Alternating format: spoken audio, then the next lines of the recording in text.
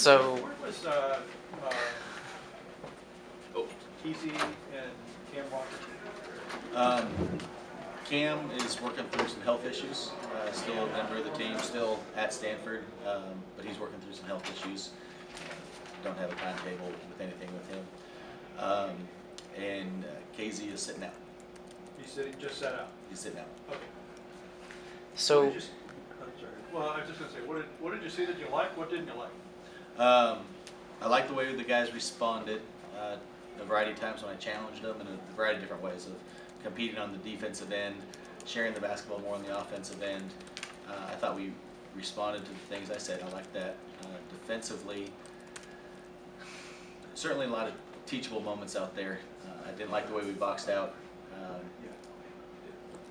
But the biggest thing on the defensive end, the overall energy was not consistent. And when we had runs, we were able to do some nice things, but it was effort on a consistent basis. On the offensive end, again, we didn't share the basketball well in the first half. Our assist turnover ratio for the game was not very good. But once we were able to get stops, got some in transition, had a better balance to what we were doing, better things happened. Certainly discouraged with our motion offense right now. Part of that, you have to give Chico State some credit. They got out and pressured us, and we're not fully prepared for that yet, so that's something that we can certainly work on. can you talk about the adjustment you guys made against their zone? It looked like the ball movement got a little bit better in the second half. Yeah, the first half, again, this is somewhat on my shoulders because we haven't spent nearly as much time on zone offense, and this next week we will spend plenty of time on that to sharpen that up. So I don't know that our guys had a great feel of what our attack was going to be. We have talked through it, we have done it some, but maybe not the reps we need to do. As we do that, I think we will. But that was one of the nice things. As we talked through some of the mistakes we were making, I think the guys responded well. We got it to the inside better, looked to the weak side, some ball fakes, some dribble penetration, and once those things happened, better things were happening on the zone. And now, as you go into the season, Coach, what are your biggest concerns with this team? Culturally, we need to get to a point where we expect to win and expect to compete at the highest level. And we have a group of freshmen and young guys that I think will be able to get there, but they've never experienced college basketball, and everything's new to them, and that's just part of the process of growing up. The guys that have been around have not been to the NCAA tournament round yet, the seniors, for example.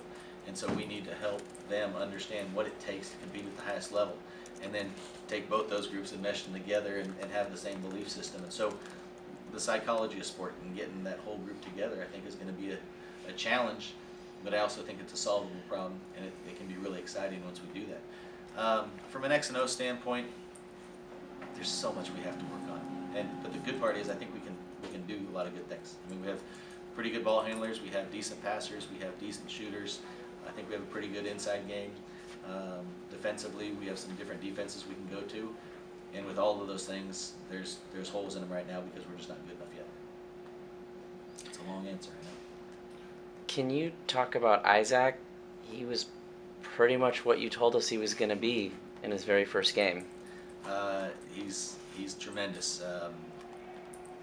He has again, I've labeled him a little bit, which I don't know if that's bad or good, but talked about he's a big-time shooter, and he's really tough. And defensively, he has a long way to go still, understanding the concepts and getting the proper spots, especially with help defense. But the way he works and the confidence he has in himself, he's going to get there.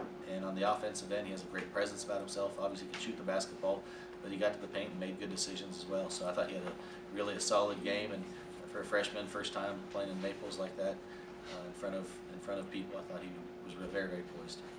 This is more of a general question.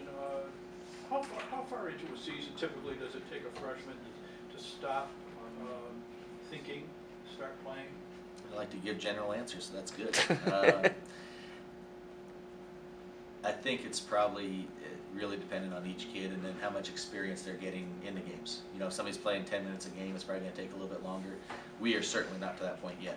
I would love it I want it as soon as possible.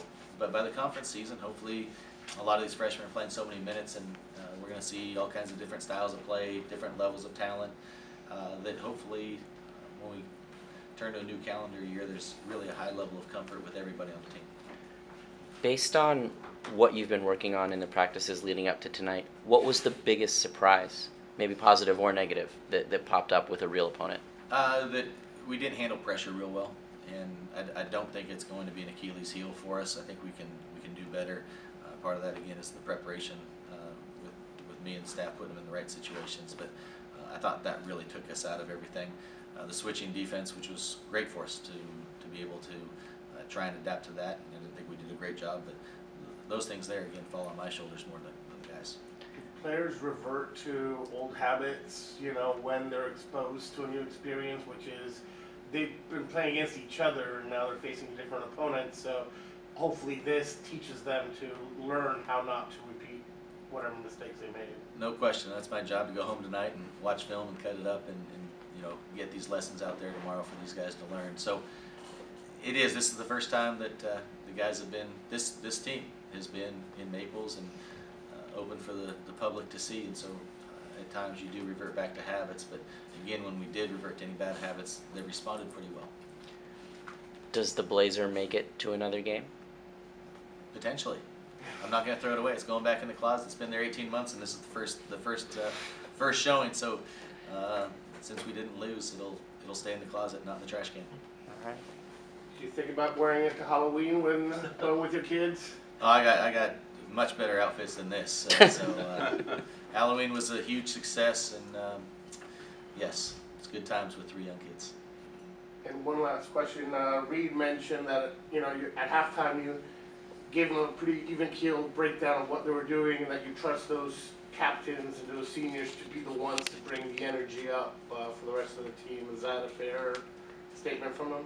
Absolutely, absolutely. I've really tried to lean on the captains to do a great job, and they have, and they're growing too. I mean, this is a new experience for them, but as a unit, as a group, I think they're really embracing it. I'm trying to coach them as leaders and as captains every day, and I love the way they're responding, and there's no question about it. It was an even-keeled halftime talk, and I thought they really did a nice job coming out in the second half leading the team. Anything else?